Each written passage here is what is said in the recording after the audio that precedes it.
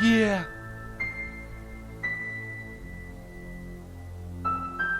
Retrix.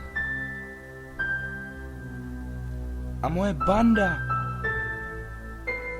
kterou mám fakt moc rád.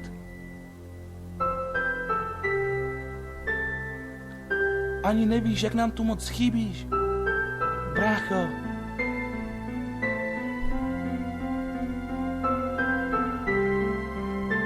To osunný datum 11.11. budu mít na věky v paměti. Ve svém srdci. Právě ten osudový den byl naplněn spoustou emocí, úsměvem i slzami. Yeah.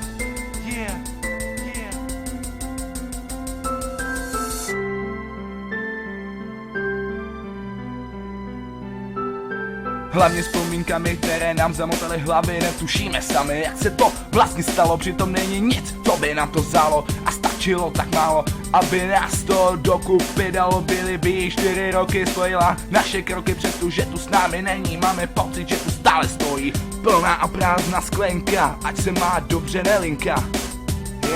Je to jako na horské dráze, panáky z hůru a zase jsou prázdné. Tak jedeme další kolo, vodka, rum a taky pivo. Pak už netuším, co se dělo. Vím jen, že to za to stálo, když nám Metallica zahrála, začala rošáda. Všichni se všem, no a přitom spolu, když zahrál Michal David. Nepili jsme kolu, kašleme na školu, jedem až do rána, stoupá nám nálada. Potřebujeme se léčit a tak začínáme tančit. Protože hudba je lék a to ví celý svět.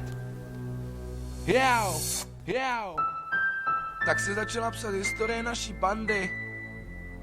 Po trošce alkoholu, po pár dnech i nocích se z nás zrodila jedna velká rodina. I když nám ti odvedli, stále si náš statečný brácha, na kterého tu všichni čekáme a nikomu ti nikdy nedáme. Vzpomínáme na ty dny, kdy jsi tu s námi byl, na ty nezapomenutelné okamžiky, které jsme spolu prožili. Těšíme se na ten den, kdy vylezeš z chládku ven, brácho, a budeme zase kompletní rodina.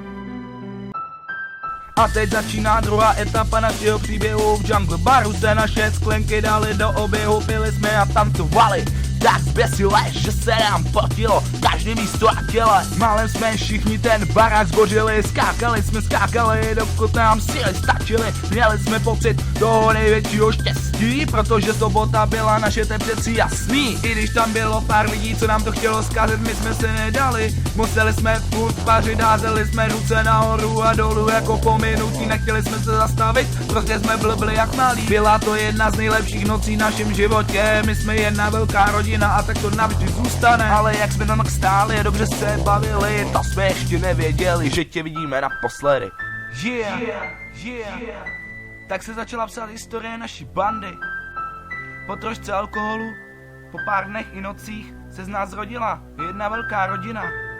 I když nám tě odvedli, stále jsi náš statečný brácha, na kterého tu všichni čekáme a nikdy se tě nevzdáme. Vzpomínáme na dny, kdy jsi tu s námi byl, na ty nezapomenutelné okamžiky, které jsme spolu prožili.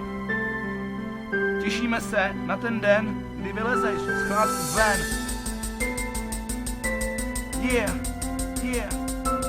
A budeme se kompletní rodina. Brácho, to je pro tebe. OK.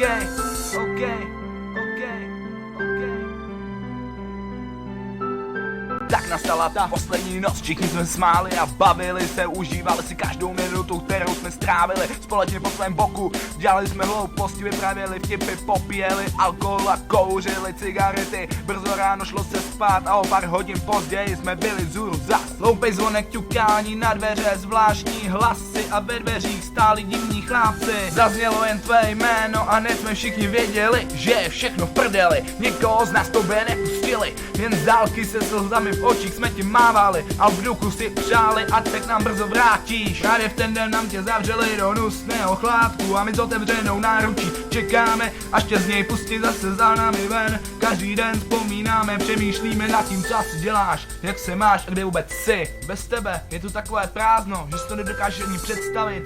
Minutu po minutě odpočítáváme dny, kdy budeš zase s námi. Respi. Chybíš, až to bolí, brácho. Yeah, yeah. Retrix 2014. OK. Miluji svoji bandu, navždy.